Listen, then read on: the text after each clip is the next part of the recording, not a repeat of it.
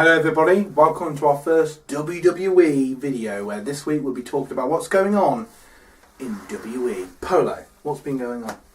Not a lot. Not a lot? No, there's a lot going on. Some of it's good, some of it's not so good. What do you think of Fastlane? What do you mean, what do I think? What's your thoughts? What are you thinking going towards Fastlane? And then followed... At the minute, it's a load of bull. What was that? I mean, well, at the minute, let's rewind a bit. At the minute, you've got your WWE Championship going on, which was Daniel Bryan going up against Kofi Kingston. Which I was looking forward to. Kofi Kingston defeated Daniel Bryan in the gauntlet match. Then I think he pinned him in a 6-man tag team match. And then unfortunately he comes short in the Elimination Chamber. Blah blah blah. So obviously he was getting a title shot at Fastlane. That was a good match. Oh, shut up. Old Dementia then comes out, Vince McMahon, and decides, oh, you know what? Sod you, Kofi. I'm just going to pull you out and replace you with returning Kevin Owens, which, number one, is good to see Kevin Owens back. Kind of wasted his return a bit. I would have preferred him to have returned at WrestleMania or the Raw after WrestleMania, because the Raw is usually more epic than WrestleMania. And they've decided it's now going to be Kevin Owens versus Daniel Bryan at Fastlane. Okay, you can look at that as maybe a good thing, because from what I've heard, the original plan was to have Daniel Bryan versus Kevin Owens at WrestleMania 35.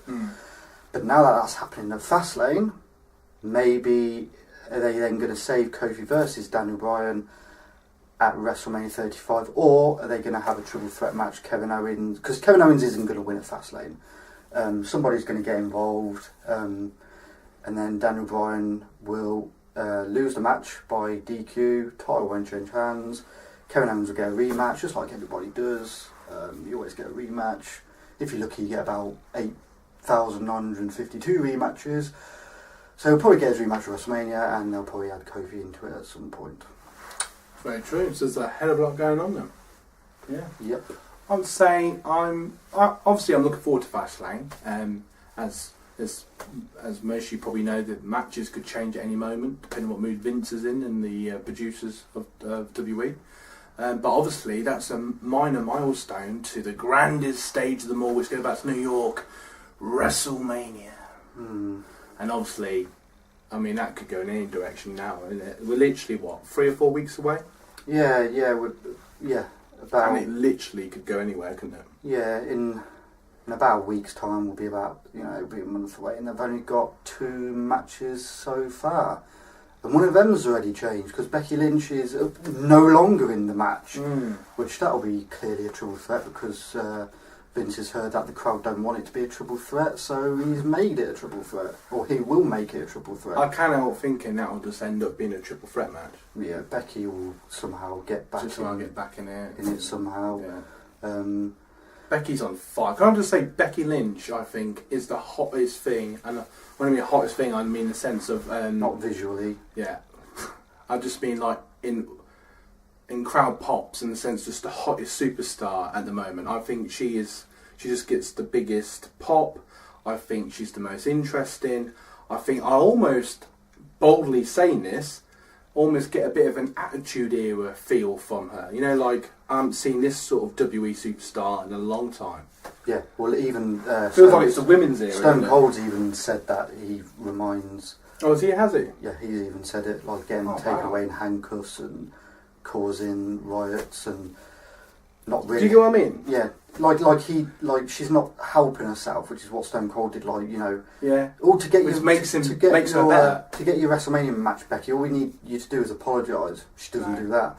Or you're banned from being at this arena. Oh, I'm just going to turn up anyway and start hitting the crap out of people with crutches. Why not? What? But then still somehow she'll find a way into the matches. I see you're doing a chant that people did like 80 years ago. What? Yeah, that's fun. Yes. What else can we talk about? Roman Reigns is back. Roman Reigns is back. His ultimate, fair play. His ultimate AIDS is in remission at the minute, so that's good. He came out on Raw. It's a bit of a shame, don't it? It seems it's nice as getting cheered, but it's mad to think it's almost him being ill that means it's caused people to like him without offending anybody. You see what I mean? Appreciate him more. Yeah, that's well. But he came out on Raw. He did his speech, which I watched, which was pretty awesome. And then towards the end of the night, or halfway through the night, or whenever, Ambrose was in a match against Drew McIntyre. He then got his ass handed to him by the famous trio of Baron Corbin, Lashley and McIntyre. That's literally throwing anyone. Seth comes out, and then Roman comes out to help. So, and he Superman punched a few people and speared somebody. I think it was Drew, or he might have speared all three of them, whatever. So he looks fit and ready to go. So it looks like we might have a Shield reunion before Ambrose departs from the WWE, or they might go with what... Do you feel like... Or, hold on, they might go with the match that was supposed to happen... Was it last year's... No, this year's WrestleMania was supposed to happen. It was supposed to be Roman versus Dean at this year's WrestleMania, until obviously that all went down the pan when Roman was taken ill, but now he's back. They might still go back through with Roman versus Dean, but apparently Dean's got a bit of dementia as well. What do you mean? Well, because obviously you know him and Seth had this big rivalry. The big rivalry, Dean was all like with his big cone, looking like Bane. I know, that literally lasts about a week, didn't all that crap. And then he must have... Drew McIntyre must have hit him with a kick so damn hard that Dean's obviously forgot the last few months, because when Seth was being interviewed out the back, Dean came out, interrupted him, and Seth was like, "What the hell do you want?" And Dean was like, "Where were you out there?" Like, he wanted Seth's help.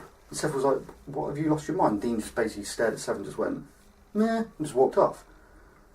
So Dean was expecting Seth to be out there helping him while he's getting his ass handed to him. So Drew McIntyre must have kicked him so hard in the head, he's clearly forgot like the last few months. He's like, "Oh, where were you, bro, to help me?" And Seth's like, "Huh?" I do feel like that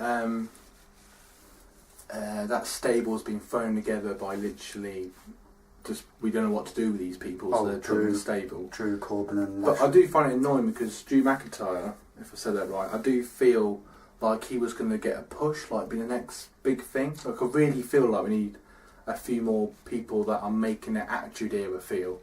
But then I feel like being put in his stables almost like 5 steps back, and he's lost a few matches, hasn't he, as well? So he's been made to look a bit of a mid-carder now, which I think is a shame. But what I was briefly going to say is, like, going back to Becky briefly, you know, hottest superstar in WWE, I do feel that it's almost like they tried to do that with Dean Ambrose a year or two ago, you know, the whole sort of rebel, new Austin type feel. And I feel he did a very good job of being his own person. I remember Big Show saying, like, in an interview on, you know, one of the pre-shows, wherever it was, Talking Smack, wherever it was, and we're saying, like, you know, you shouldn't try to be the next Rock and Austin, you should try to be the next you, which I think is really right and really true. But saying that, I do feel like obviously certain people fit in certain positions, if that makes sense.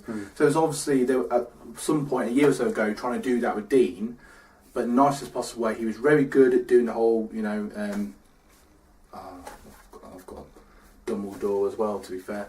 But you know, the rebel and the rest of it. But he didn't, for me personally, he never quite touched anywhere close to how Austin did. Now, obviously, you're never going to do that. But then some people might say, "Oh, Rowdy Ronda Rousey." No, Piper. That's who I'm going with. So why do you start with saying I have no idea. You even call me off guard then. Say anything. But Piper, back in the Hogan days, he was like the big rebel, wasn't he? He was a big, like, you know, against everyone, didn't take any crap, blah, blah, blah. Nobody will ever do that. Austin comes along and does it 10 times better. I think it helped. Becky's becoming an excellent. I think it helped a lot because Austin basically portrayed the Austin character on himself. Like exaggerated version of himself. Yeah, portrayal of himself sort of thing, instead of actually being somebody else. He was just like, "Oh, I'm just going to be Stone Cold, and that's pretty much me." And real life, like the Undertaker when he was the American Badass, that was pretty much the Undertaker. He's into his bikes. He's a Texan and all so that. It just sort of fits. So anyway, so as you can see, there's a lot of stuff going on in WWE. Hope you enjoyed this episode. Don't forget to like and subscribe and follow our YouTube channel. Don't forget to ring that bell to get the latest videos. And hopefully, all being well, we'll be back next week. And actually, another thing we just want to point out: Fastlane. Fastlane is a week on Sunday, but Monday for us. We'll watch it Monday. But maybe when the whole card's been done, what we're going to do is we're going to do a prediction thing. So you're going to predict the outcomes of matches. I'm going to predict the outcome of match of whether one of us decides, oh, I think such and such can win, but then you could be like, I think it's going to end in a DQ or a double count, whatever, and then it's just a little bit of fun. So you get some most predictions, and then we'll do one for Wrestlemania, etc., etc. And then we are thinking of maybe getting like a little belt involved to see who can be the reigning, defending, eggy champion. And it's all the same rules as well. If let's say David's champion, which never happened. Let's say he's champion. What's best for business? Let's say he's champion. Then it comes to a pay-per-view where both our predictions come down to like you predicted 2 right, I predicted 2 right. Obviously, it's still. I predicted last year's Royal Rumbles. Yeah, but there wasn't a title, so that's just like all champions, isn't it? They win when the title this is very true. is on the line. So basically, look out for this. Is we're going to go for the title, and we're going to go against each other one at WrestleMania. I'm going to win. I predict everything, to be honest. Yeah, that's it. We couldn't even do promos and everything. Anyway, look out for this. It's going to be science stuff. We're going to talk about full-blown WWE pushing towards WrestleMania. It's going to be awesome. We're going to make up our own titles. We're going to predict who's going to win, who's going to lose, who should be as the face of WWE. Where the hell's AJ Styles? Come on, AJ Styles. Where you been the last 6 months? No offence. Sorry, but it's true. And here we go. So thank you for watching. Like, subscribe, follow our YouTube channel, ring that bell to get latest videos, and look out who's going to be the world. They don't want none. They don't world heavyweight. Whoa, what's best for business?